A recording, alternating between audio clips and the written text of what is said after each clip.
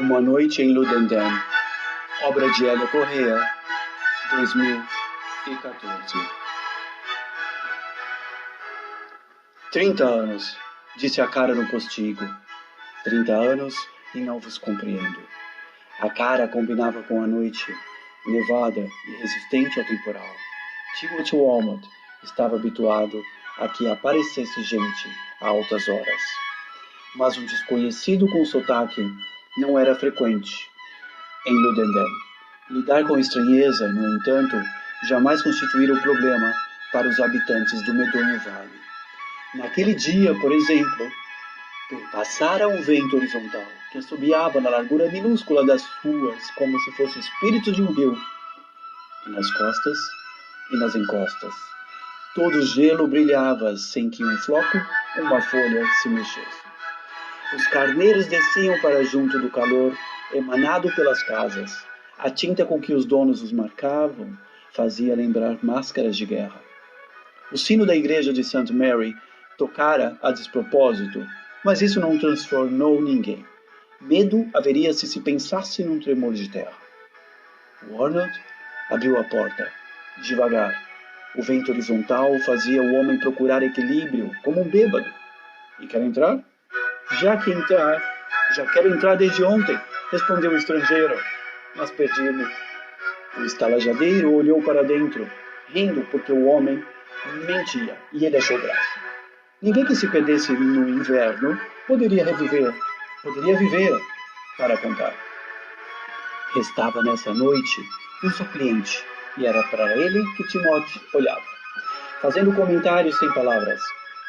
Os cabelos vermelhos oscilaram no limite da mesa. O movimento poderia tornar-se pelo efeito de uma corrente de ar sobre a luz. Pobre. Mas existia, na verdade, aqueles cabelos, um pequeno homem ruivo sem feições, como que corroído pelo escuro. No instante em que a porta se fechou, o forasteiro pareceu desanimar. Deixou cair o saco e, pelos ombros muito escurvados, revelou a sua idade. Chegue-se ao lunes, disse o Warburg. Sem gentileza, a filha já se retirara e ele não tinha vontade de servir comida quente. Mas o homem sabia obedecer, ou assim parecia. Aproximou-se da cintilação fraca da lareira e o coração de Timothy Warnold amoleceu ao vê-lo aureolado pelo vapor da sua própria roupa. Reparou na brancura da pele por sob a barba e nas mãos azuladas que tremiam. Por alguma razão, nem o braseiro conseguia mudar a cor do homem. O estalajadeiro deitou mais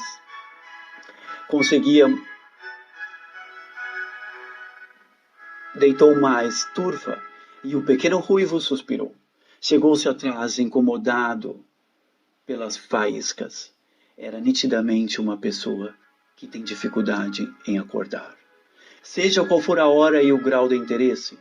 Mas Warmold pôs mais vinho sobre a mesa, e o bater da caneca contra as tábuas fez com que um serão novo começasse. O homem engoliu a sua dose, em que o rosto perdesse a palidez. Compreendeu que tinha que explicar-se, porque ao beber, rodara um pouco e colocara-se como um parceiro de conversa entre os outros dois. Os códigos corteses das tabernas não eram ignorados por ninguém. Estou mesmo no Lord Nelson. Sim, senhor. Uma estalagem que tem trato até com Deus. Já foi propriedade de vigários, e quando St. Mary esteve em obras, celebravam-se aqui os batizados. E eu, Timothy Walmart, sou sacristão. Pode ver como é tudo respeitável? O cavalheiro inglês não é, pois não? Luso, de Portugal, gemeu o homem. Estava exausto demais para recordar, mas vinha há muitos anos para cá, com as tropas do Duque de Wellington. O ruivo inclinou-se para a frente e depois arrastou toda a cadeira. Andou nas guerras com o Duque? Andei. Contra Napoleão? Isso que tem. Homem é um herói. Não há heróis. Dentro das guerras nunca se percebe nada. Eu, por exemplo, nem o tiro disparei. O interlocutor estava a fitá-lo com tanta intensidade que o magoava. Mostrava finalmente o rosto magro, com vigorosos traços de irlandês. Os olhos habituados a captar populações para os outros invisíveis. Não se adaptavam facilmente ao modo pouco envolvente dos diálogos comuns. Ganhara fama de dissimulado porque baixava as pálpebras, tentando conter aquele fulgor. Naquele momento, porém, o entusiasmo intoxicava-o, ardia como álcool, e ele brilhava. São esses os heróis da minha vida. Cresci com eles noite e dia. Entende? Sim, disse o português. Perfeitamente. 30 anos e não vos compreendo. Gritara a cara dele pelo postigo. Dizia-se sim, para acabar ali com a esquisita euforia que soava tão desapropriada ao ambiente. Em resumo, mentia uma vez mais. Era vulgar entre os sobreviventes. Dentro do Lord Nelson, Timothy Walmond tolerava comportamentos que, enquanto capelão, no rigor dos domingos, proscrevia. O português, mais do que um homem sem caráter, parecia gasto pela sua própria história. Não se achava à altura do lugar. O estalajadeiro pôs na chapa um naco de toucinho, com certeza que o forasteiro tinha falta de comida, e ele inclinou-se para agradecer.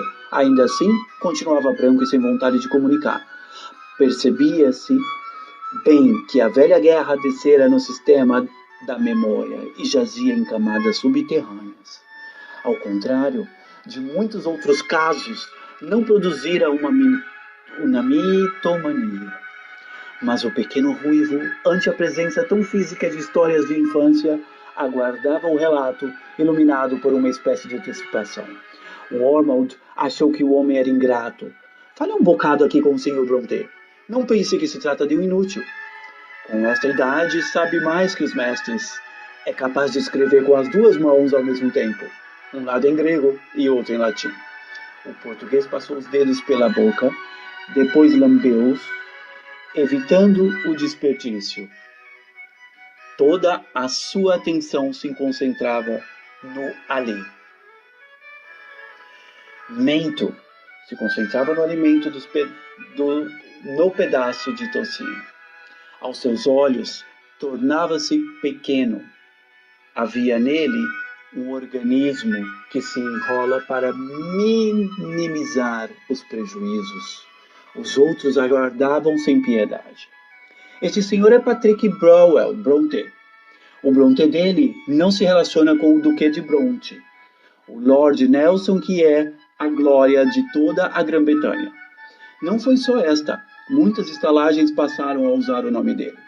Enquanto o meu nome de família morre comigo, disse Patrick Brontë. Sabia produzir frases amargas numa voz complacente e musical. Wormald perguntava-se a si mesmo se deveria por mais uma velha. A que ardia mais uma vela. A que ardia na mesa tremulava, já sem volume, uma mortalha de si própria. Ele sentia-se um tanto compelido ao fazer um retrato elogioso de Patrick. É um chefe de estação. Um dia destes chama-no de Manchester, talvez até de Londres, porque ele pintava e faz bons versos. Pode acreditar. O forasteiro dobrava o peito para o chão. Patrick pusera-se, entretanto, a odiar, cerrando os dentes. O estalajadeiro, tudo aquilo que ele dizia humilhava. Wormald não via nele senão o bêbado, o brigão, que não queria regressar ao seu quarto alugado ao meio do monte. Permanecia no Lord Nelson tanto tempo que tinha uma cadeira exclusiva, e a sua imagem, tão miúda e desfocada, tão sugestiva de uma perdição nas suas cores, no seu afilamento, dava uma informação de um só sentido. Era alguém que gastara o seu caráter tal como os outros gastavam uma herança. Timothy Wormald atribuía-lhe uma glória cuja irrealidade o exasperava, porque no fundo acreditava nela. Toda a sua família acreditara, para lá dos limites do bom senso. Mas não restava no pequeno Brontë vestígios algum daquilo que prometera. Trabalhava naquele fim do mundo, entre comboios de mercadorias, dispondo apenas de um subordinado no qual confiava mais do que devia. Os seus cadernos tinham manchas negras e números de carga misturados com pedaços de textos literários. Começava a sentir-se arrependido no modo que recebera o português, pedindo-lhe o estatuto de emissário das suas fantasias privativas sobre uma guerra que jamais coincidira com a guerra real entre as nações. Então, o forasteiro deslizou muito suavemente da banqueta a manga do casaco, já enxuta, arrastou um pedaço do braseiro e um cheiro à fazenda chamuscada fez o estalajadeiro reagir. Patrick Brontë olhava para o homem desmaiado nas lajes, para Wormald, que o arrastava pelas pernas para longe do lume, praguejando. Tudo aquilo lhe parecia natural. Aquele estrangeiro não honrava como uma catástrofe que obviamente o escolhera a certa altura, ou mais do que uma vez na sua vida. Aquele corpo abatia-se a si próprio. O homem deitou-lhe um pouco de vinho sobre os lábios, mas quase todo o líquido escorreu em 2 linhas roxas, queixo abaixo. Não era uma bebida para estragar. Havia tanto de irritação como de socorrismo nas pancadas que lhe deu contra aquele rosto, com a mão cheia, até que o homem despertou. No andar superior do Lord Nelson estava instalada a biblioteca de Ludendam. Funcionava como coatizações numa organização quase sem falhas. Os livros, mais ousados em políticas, em filosofia, tinham sido expurgados anos antes, de maneira que a correção moral dos conteúdos constituía uma sólida certeza. Os sócios, todos eles respeitáveis, atravessavam os vapores alcoólicos, o fumo e os impropérios da taberna para subirem as escadas e não mostravam qualquer constrangimento no trajeto. Entre eles e os operários, muitos bêbados, erguia-se uma sábida opacidade. Só Patrick Brontë desfrutava de ambos os pisos. Nunca se fez membro e o seu acesso aos livros tinha o rosto de uma coisa pueril, como esgueirar-se desnecessariamente pela janela. E conhecia bem todos os cantos, os canapés não muito confortáveis, o armário com livros do registro que das aquisições, que dos empréstimos. Por isso foi à frente a preparar um velho caldeirão adamascado que todos evitavam por cerimônia, enquanto Timothy erguia o homem com a facilidade de quem já encaminhou muitos embriagados. O português mostrou-se intimidado pelos vultos dos livros nas estantes. A presença de humanos confortou Timothy Wormald. Deu-lhe um cálice de porto, e isso, ou a memória do desmaio, tornou-se de repente lucos. Porto, não é? Olhou para a garrafa que refletia a vela como um espelho. Vindo engoldo desse porto. Diziam que era o ouro do português. Diziam mal para o português. Outro nenhum. Fiz todos os trabalhos que Deus quis, mas de negócios, nada. Eu já sabia. Patrick Brontë interessava-se outra vez. Passava por ali um fatalismo, um sentimento que adoçava o ar. E o obséquio de vinho, daquele vinho que o iludira como uma mulher, despertava no homem uma nova disposição para as confidências pessoais. Agia finalmente como alguém que tivesse chegado ao seu destino. O álcool não lhe devolvera a cor, e ele falava com esforço, suspirando. Havia, no entanto, alguma pressa, uma tendência para resumir e a sua juventude.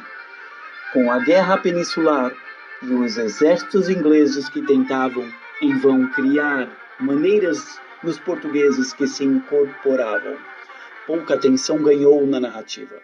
O jovem Bronte desistira de perguntas.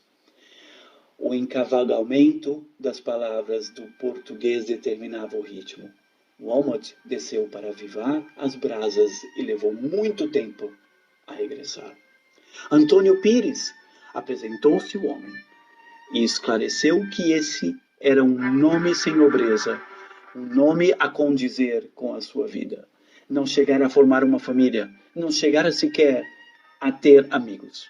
Andara de um trabalho para o outro, de um lugar para o outro, transtornado por uma terra cujos habitantes tinham grandes segredos a aguardar. Não existia ali a porta aberta, a ofensa, o regateio, o próprio medo. Parecia algo de incomunicável, ficava atrás dos rostos a escurecer. Ele ia de província em província, como um enfeitiçado sem projeto. Tinha aprendido facilmente a língua, porém nunca enganara o inglês. Desconfiavam dele por instinto e, no entanto, davam-lhe trabalho. Nas tabernas, gostavam de o ver bêbado. Ele chorava e cantava com langor. A certa altura, convenceu-se de que o sol, a alegria histérica dos seus compatriotas estavam fora do alcance para sempre, e de que aquele estatuto de estrangeiro, ainda que inferior, lhe fornecia uma pátria pequena para o seu uso, e sua pessoal exibição, estranhamente a guerra de onde vinha, não lhe dava pretextos para brilhar. Ele vira alguns confrontos em colinas, entregara nas igrejas saqueadas pelos franceses e benzera-se, mas das grandes batalhas não sabiam, rastejara entre as ervas, devorado por uma sede intensa. O cavalheiro que lhe desculpasse, disse fazendo vênia a Patrick Brownell, mas a guerra ele lembrava da sede. Walmot, estimulado pela palavra, serviu-se de outro cálice de vinho. Antônio Pires sorriu-lhe. A gratidão confundia-se um tanto com lascívia nos seus olhos escuros e pouco abertos. A sua fala revelava uma distância, quase um processo de elaboração, que remetia àquele passado para a pura suavidade de uma coisa dita, uma coisa que tinha por missão arrepiar um pouco e seduzir, como todas as histórias inventadas. O corpo dele, envelhecido e gelado, descolava-se muito das palavras. Alastrava no velho cadeirão com a inconsistência de uma sombra. Ao clarão da manhã, dissipar-se-ia com restantes pesadelos da vila. As batidas do tempo começavam a exercer pressão em Patrick Brownell, que via o Walmot bocejar e detectava numa súbita luminescência dos objetos, a fim das horas próprias ao inconfessável.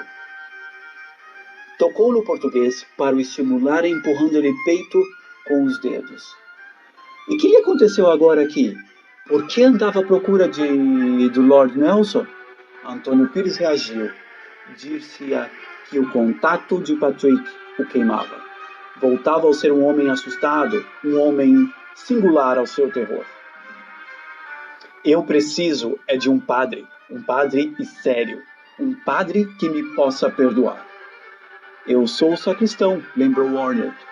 Porém, fazia-se sem entusiasmo. Estava, de fato, muito fatigado e o português deixava de interessar-lhe.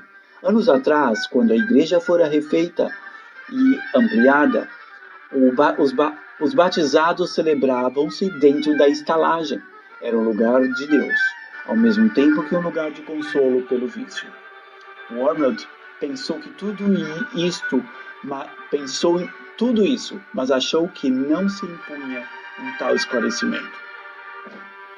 Talvez fosse católico ou estrangeiro. Tratava-se de gente choramingas, sem resistência aos desafios morais. De que pecados quer falar? Perguntou Patrick. Perdoar? Não. Ninguém perdoa aqui, mas falha comigo. Eu gosto de pecados. O português chegou-se para trás. Existia do outro lado aquela gula que leva a confundir um curioso com um ser desprovido de pudor. Não tinha, porém, como se deter. O espírito do álcool animava-o. Fazia o seu trabalho habitual, gerando continência nas palavras. Eram daquelas circunstâncias em que balbúcias, e, no entanto, se comunica formidavelmente. Ele viera apalavrado para uma das fábricas de lã de Ludenden. Tinha a carta no bolso, ou pelo menos assim supunha. Não verificara. Acontecia muito raramente admitirem-se empregados no inverno, mas naquele lugar, de vez em quando, alguém metia pela estrada fora sem avisar e nunca mais voltara, deixando vago um posto de trabalho. É certo, disse Patrick. Vê-se ao longo de um vulto contra a neve e nada mais. Antônio Pires entrara no comboio e enganava-se no sítio da saída. O comboio parara a meio do nada, como às vezes parava. Ele avistara uns telhados cinzentos e dissera, confundido pelas névoas do crepúsculo.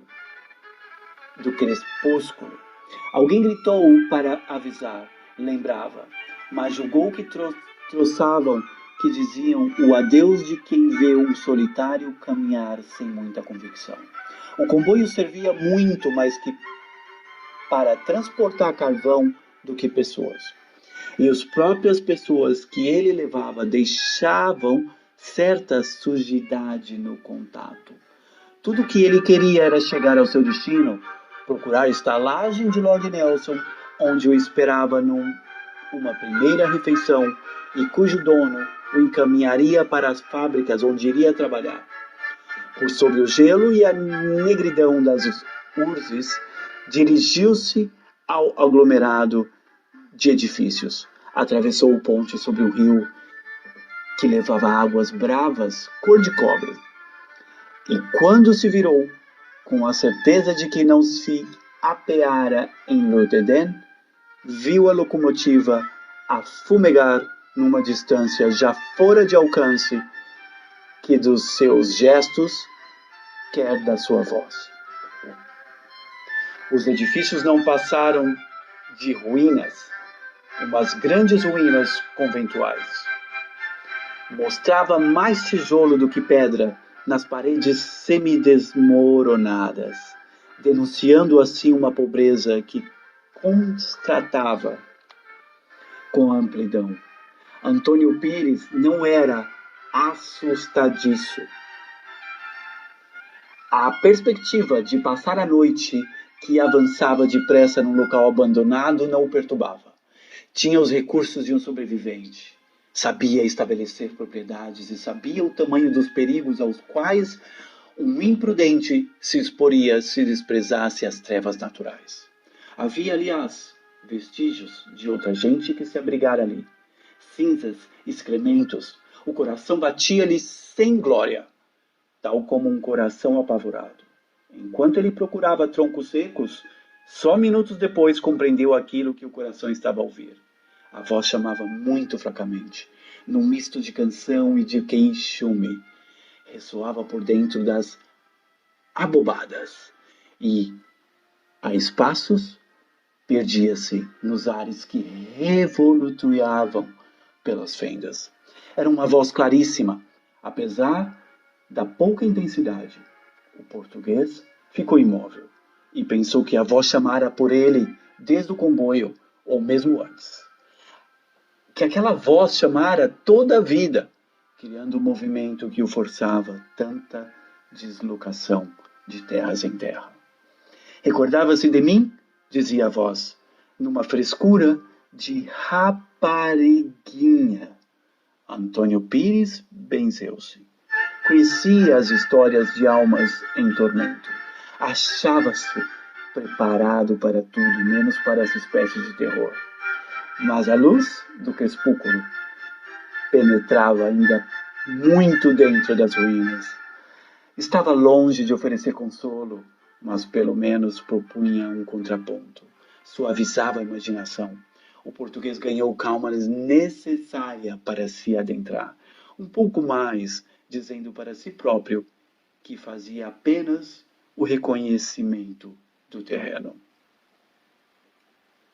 Não se tornava fácil perceber qual o plano daquela arquitetura, ao mesmo tempo ambicioso e descuidada. Os corredores cheios de um vento duro que podia, sozinho, responder pela destruição, desembocavam em recintos isolados, onde alguns bichos iam procriar. A voz aproximava-se e fugia. Antônio conseguiu escutar os passos, uns passos muito leves, e pensando ler um sinal humano nesse som, seguiu-lhe no escalço com bastante menos receio e muito mais prudência. Deixou de ver subitamente o que era um facto habitual naqueles invernos. E embora receasse uma cilada, dizia para si próprio que uma tão violenta escuridão não podia senão provir de causas naturais. Por isso, ao divisar ao fundo um vulto cuja brancura a custo se afirmava, Antônio Pires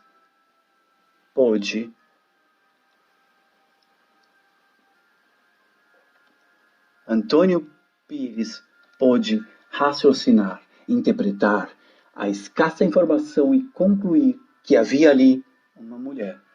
A mancha, vagamente feminina, na sua forma de planejamento, mostrava mais da sua condição numa fragilidade que a fazia dilatar a encolher com quem treme. Dela via sem dúvida essa voz que lhe soava tão familiar, porque era a voz de uma mulher magoada. Ele conhecia desde que nascera na toada da mãe, cansada e cheia já de outro filho, nas raparigas com os dentes negros que cantavam nas ruas de Lisboa. As inglesas não cantavam, porém riam, e o alto riso ecoava nas vielas, angustiando os transeuntes a tal ponto que às vezes apareciam estranguladas. As mais sérias prefeririam recitar, mas nas noites de verão, pelas janelas, passavam instâncias de melancolia em que a má sorte se denunciava. Antônio Pires pensou que a existir uma ameaça na aparição seria o excesso de imaginação com que as mulheres, ainda quando inglesas, veem surgir paixões em cada esquina. Num misto de luxúria e caridade, aproximou-se. Ela emanava certa luz, uma radiação de rapariga, e os traços do seu rosto distinguiam-se levemente azulados. Tinha um vestígio largo e mal talhado, talvez uma camisa de dormir já muito massacrada pela lama. Qualquer inglês suspeitaria de imediato que se tratava de um tecido de mortalha e trataria de escapar depressa.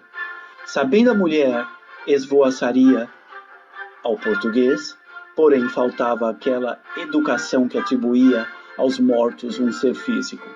Os fantasmas das terras lusitanas não atingiam mais que a transparência e a maneira alguma produziam a libido dos homens ao equívoco.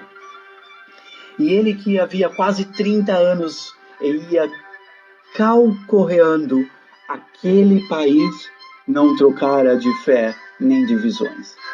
Na completa ignorância do real, Antônio Pires chegou-se à rapariga e propôs-se acender uma fogueira. Oh, não acha que estamos bem assim? Retorquiu ela. A sua voz tremia e isso dava aos ouvidos masculinos uma promessa de submissão.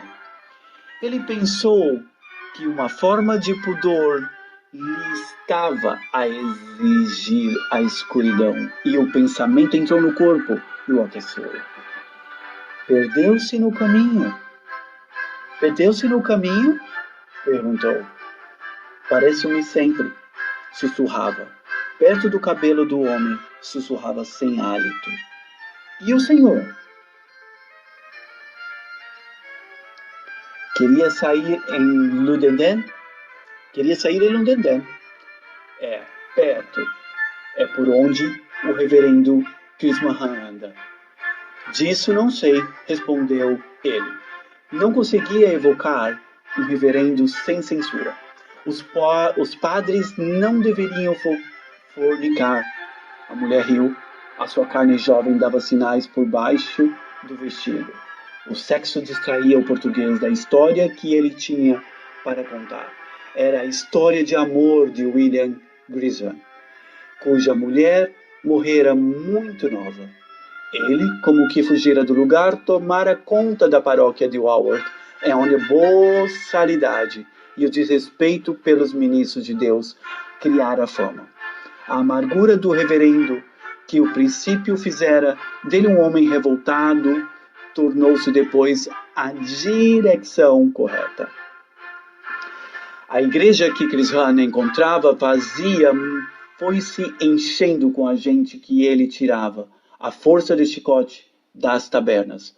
Muitos anos depois, quando o erudito Patrick Brontë herdou aquele lugar. Já desfrutou de uma população disciplinada que apreciava o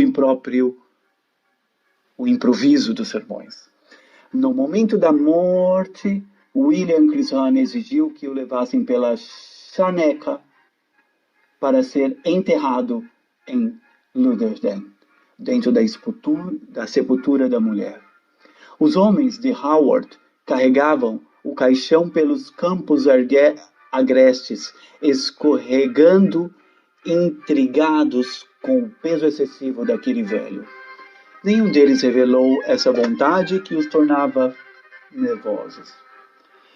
O desejo de espreitarem para dentro, a confirmar se o aspecto de Grisham se mantinha.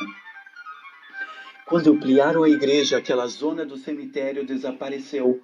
A casa dos cadáveres retomou a sua trajetória sobre a terra rara. Era a noite em que um dos habitantes não ia dar com a cama amarrotada e respeitosamente se mudava com a esposa.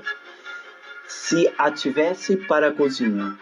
Se o forasteiro instalasse em Ludenden, talvez viesse receber essa visita, mas tal ocasião não haveria. Se Antônio Pires seguisse a narrativa, este final deixá-lo-ia apreensivo. Porém, aquela voz atorpecera e oscilava sob o peso de uma hipnose e de uma forte excitação sanguínea. Tinha grande experiência de bordéis, mas não sabia como aplicar. Só quando o riso da desconhecida se tornou gutural, com o que vinha no opulento peito das rasneiras, ele investiu sobre aquele corpo que afinal revelava magreza e frigidez. Aqui Entre os homens, posso confessar que jamais conheci um gozo assim. Não que ela tivesse arte. Certamente era uma dessas de que ouvi falar. Das que se deitam sem fazerem nada. Os senhores desculpem-o à vontade. Não vejo outra maneira de contar. Chegando a certo ponto, ela mordeu. Cravou-me os dentes no pescoço, sem largar. Doía e vinha dessa do extraordinário um prazer de uma tal ordem que eu, às tantas, perdi a consciência, mas abri os olhos, os que eu vi. O português furtava o rosto aos seus ouvintes. A vela, quase inteiramente consumida, emitia uma chama irregular. As sombras ondulavam e as estantes saltavam por momentos das paredes. Patrick Brontë levantou-se, esfregava a nuca com perturbação e as suas passadas tinham ar de serem provocadas pelo escândalo. Mas as palavras iam empurradas, já não pela vontade do falante, mas pela sua força de atropelo. Timothy Wormwood, entretanto, reagira à sonolência provocada pelas horas. Escutava o relato sem paciência, mudando a posição a cada instante. A pressa foi um elemento dessa noite. Uma pressa sem tempo, inexplicável, que continuava a exercer pressão. Quando o reverendo Grisham foi citado, ele deu, movendo as mãos, a entender que dispersavam bem essa passagem. A história pertencia a Ludenham e não ficava bem em boca alheia. O pastor de Howard é o pai aqui do Patrick, disse, usando de algum brusquidão. Para mostrar que conhecia o episódio e as personagens, o português não reparou que ele evitava cruzar o seu olhar com Patrick Brower. Queria chegar ao fim e adotava uma postura suplicante, de alguém que reza para ser ouvido. Abre os olhos, insistiu. Continuava aquele escuro cerrado, mas eu vi. A mulher estava em pé, à minha frente, e o seu vestido endurecera. Mas parecia uma estátua tingida de vermelho. Subitamente, eu percebi que me deitara entre as pernas do diabo e persignei-me. Isso não lhe fez nada. Ela sorriu. E então mostrou-lhe os dentes, caninos longos, os caninos de uma fera. Não de que dentes fala. Ela sorria como as mulheres seguras de si mesmas. Surgira pelo arco da entrada e uma névoa. O cinzento da manhã, e eu pensava apenas em fugir. No entanto, tinha de passar por elas. Fechei os olhos para rezar, mas não sabia que a oração poderia socorrer-me. Sentir então a sua mão tocar-me. Havia muita paz naquela mão. Atrevi-me a espreitar por entre os dedos. Então pensei que deleitara toda a noite, pois via apenas uma menininha. Aparentava uns 10 ou 11 anos, disse. E o seu vestido fora feito para o verão em um pano leve onde bordaram flores azuis. Os anéis do cabelo começaram a figurar nessa manhã pequena, nessa manhã ainda por nascer. Eu estava a dirigir-se para a saída e tudo nela se encontrava limpo, sem vestígios de lama e o vermelho. A cara dela não se distinguia, nem mesmo quando ao fundo se virou. Recordava-se para mim. Pediu. Antônio Pires viu-a desaparecer e a memória daquilo se acontecera horrorizou-o. Havia confusão na sua mente, porém no do seu corpo masculino. Exaltado e exausto do sêmen em que vertera para o tecido das suas calças, vinha o cheiro adocicado de umas horas depois se modifica. Não tinha forças para dar um passo. Pensou nessas crianças dos asilos que às vezes se escapavam e enchiam as escadas de acesso ao Lupanazes. Nada, porém naquela rapariga indicava abandono ou privações. Que espécie de gente são vocês? Perguntou bruscamente o forasteiro. para deixarem sair assim as filhas? Falta-lhes conventos, falta tudo que pode salvar um bom cristão. Timothy Warner não lhe ripostou. Uma compreensão assustadora contraía-lhe a testa. Como veio até o Lord Nelson? É que não sei. É que não dei por nada. Foi como se voasse até aqui. Aquele grande pecado endoideceu-me. O estalajadeiro aproximou-se e forçou-lhe a cabeça para o lado. Veja, disse para Patrick. O jovem Brontë não lhe deu atenção. Olhava em falso para uma superfície inexistente. Então aqui duas marcas bem visíveis. Por isso é que se sente assim, tão fraco. Ouça, não há. Vampiros na sua terra? Mortos que bebem sangue e contagiam? Temos as bruxas e os lobisomens, e já nos chegam. Ponderou Antônio Pires. O que há no meu pescoço?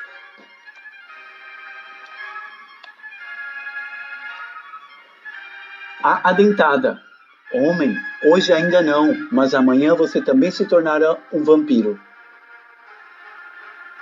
Fuja, volte para lá. O meu dever era matá-lo aqui, agora mesmo. O português tentou rir alto, mas as forças consentiram-lhe apenas um gemido. Nunca entendera o humor dos ingleses, e para os enganar, estudara certa crispação de malícia nos seus olhos, que costumara anunciar a ironia. Mas quase nunca interpretava os sinais bem e as gargalhadas se soltava a despropósito, levavam ao silêncio os ingleses. Só o aviso, porque você esteve realmente inocente. Não sabia como um de nós, isso não ia acontecer. Ninguém se abriga às noites nas ruínas. São as ruínas de um convento.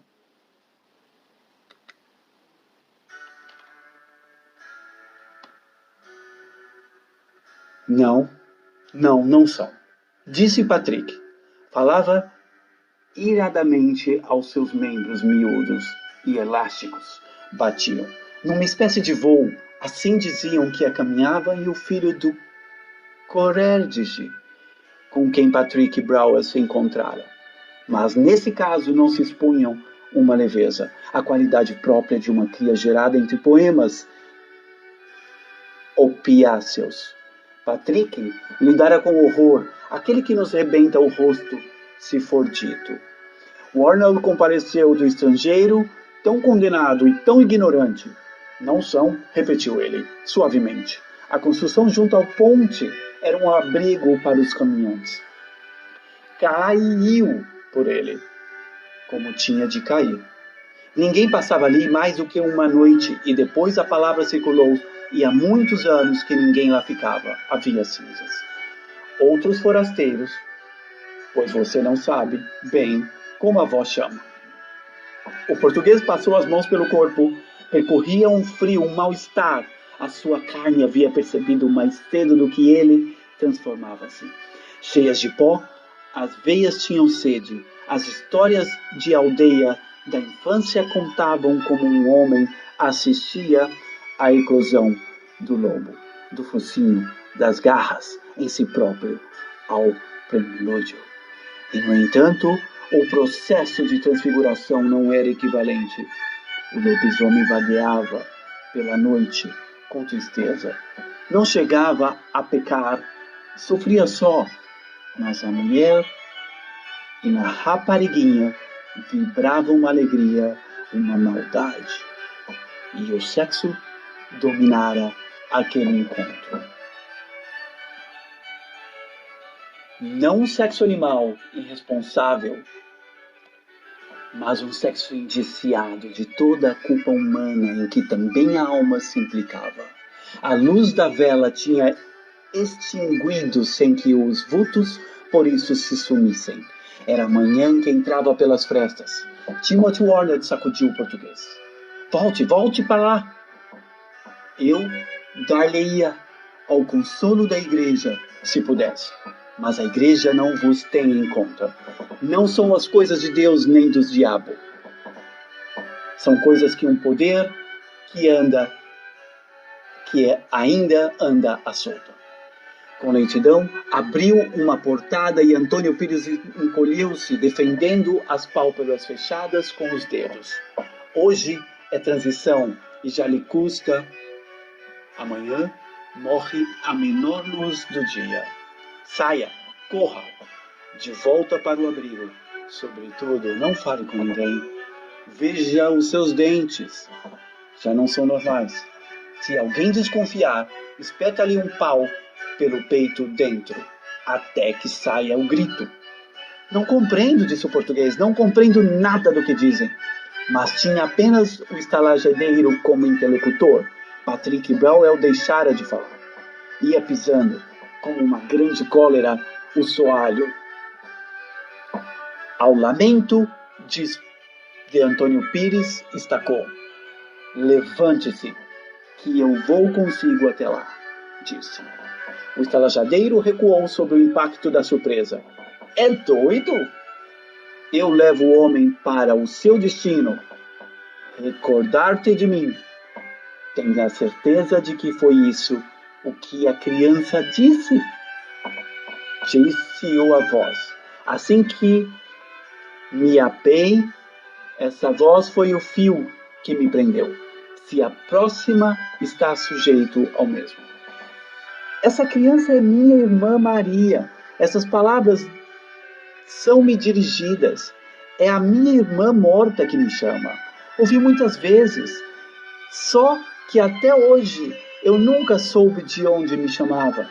Uma vampira já não chama por ninguém, disse o Walmart. Com a sua autoridade, recebiam os três a cor leitosa que entrava pela janela e a palidez tornava-se comum a toda a sala. Os livros branquejavam como ossadas. Patrick Brauer repetiu. É minha irmã. O português estremeceu e levantou-se.